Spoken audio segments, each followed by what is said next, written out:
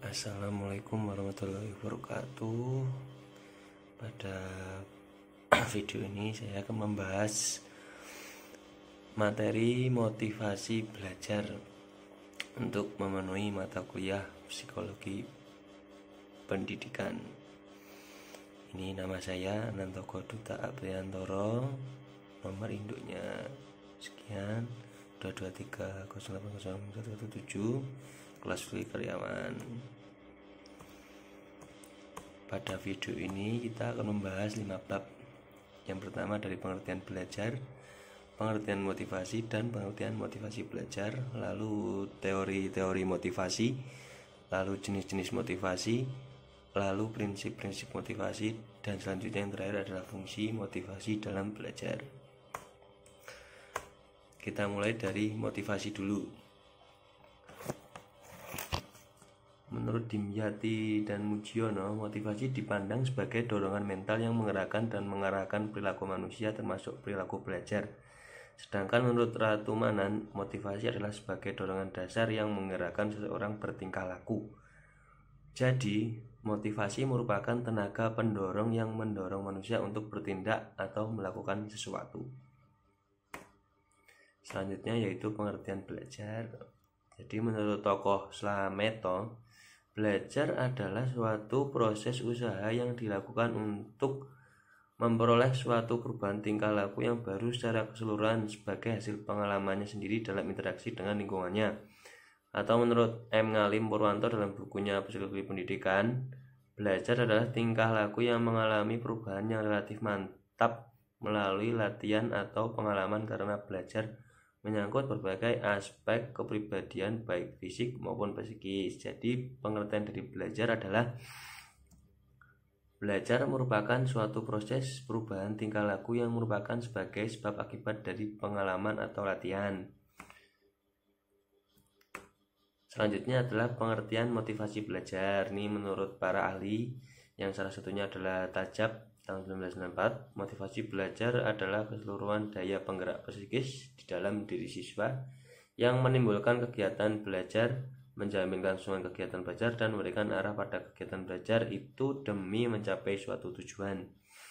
Yaitu tokoh yang kedua ada Frederick J. McDaniel dalam Nasar tahun 2004 ini menjelaskan adalah motivasi belajar adalah suatu perubahan tenaga di dalam diri seorang pribadi yang ditandai dengan timbulnya perasaan dan reaksi untuk mencapai tujuan.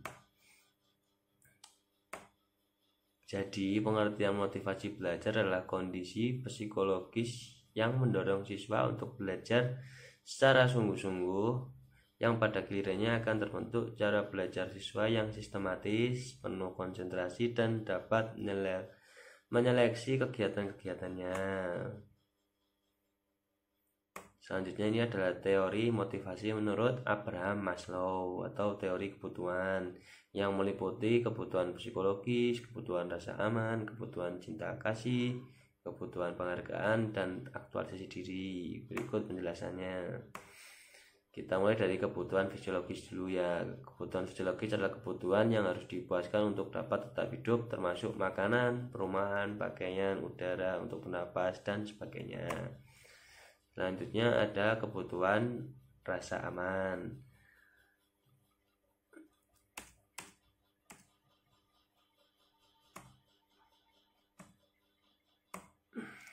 Kebutuhan rasa aman.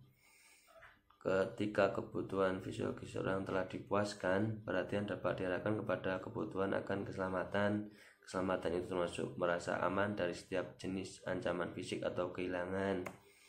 Kebutuhan cinta kasih dan diperlukan pada tingkat ini mungkin disadari melalui hubungan-hubungan antar pribadi yang mendalam, tetapi juga yang dicerminkan dalam kebutuhan untuk menjadi bagian berbagai kelompok sosial.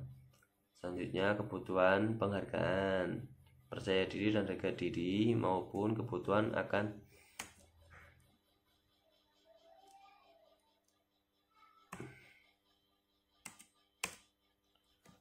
penghargaan, percaya diri dan harga diri, maupun kebutuhan akan pengakuan lain dalam kaitannya Dengan pekerjaan hal itu berarti memiliki pekerjaan yang dapat diakui sebagai bermanfaat, menyediakan sesuatu yang dapat dicapai, serta pengukuhan umum dan kehormatan di dunia luar. Yang terakhir adalah aktualisasi diri. Nah, aktualisasi diri adalah kebutuhan tersebut dengan paling atas pada hierarki Maslow dan berkaitan dengan keinginan pembangunan diri. Ketika semua orang kebutuhan lain sudah dibebaskan, seseorang ingin mencapai secara penuh potensinya. Tahap terakhir itu mungkin tercapai hanya oleh beberapa orang.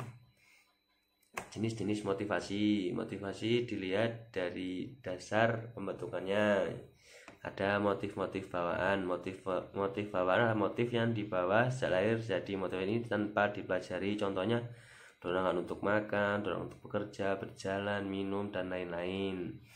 Selanjutnya ada motif-motif yang dipelajari. Motif-motif yang timbul karena dipelajari atau karena pelajaran. Contohnya dorongan untuk belajar ilmu pengetahuan, dorongan untuk mengajar sesuatu di dalam masyarakat.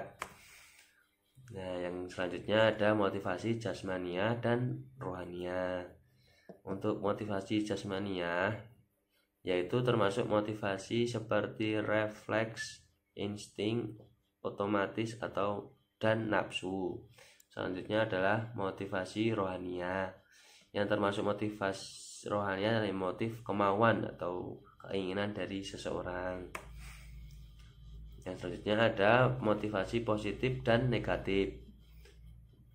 Positif yaitu melalui pemberian hadiah bagi yang berprestasi, diharapkan mereka akan lebih berprestasi lagi. Yang negatif yaitu dengan memberi hukuman bagi yang bersalah, tentunya agar mereka tidak mengulangi kesalahan, seperti disuruh push up atau membersihkan kamar mandi, biasanya itu untuk siswa-siswa. Selanjutnya adalah prinsip motivasi belajar. Agar peranan motivasi lebih optimal, maka prinsip-prinsip motivasi dalam belajar tidak hanya diketahui tetapi juga harus diterangkan dalam aktivitas belajar mengajar. Prinsip-prinsip motivasi belajar. Yang pertama yaitu motivasi sebagai dasar penggerak yang mendorong aktivitas belajar. Yang kedua, motivasi intrinsik lebih utama daripada motivasi ekstrinsik dalam belajar. Yang ketiga adalah motivasi berupa pujian lebih baik daripada hukuman. Yang keempat, motivasi berhubungan erat dengan kebutuhan dalam belajar. Yang kelima, motivasi dalam memupuk optimisme dalam belajar. Dan yang keenam, motivasi melahirkan prestasi dalam belajar. Nah, ini selanjutnya ada fungsi motivasi dalam belajar.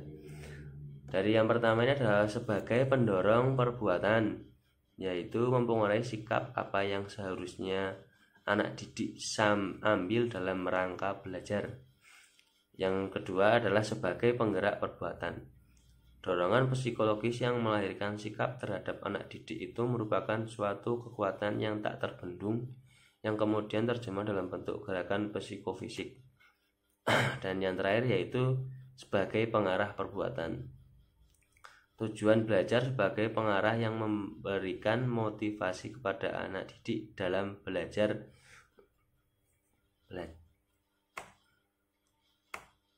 Sekian yang bisa saya sampaikan, ada kurang lebihnya mohon maaf. Assalamualaikum warahmatullahi wabarakatuh.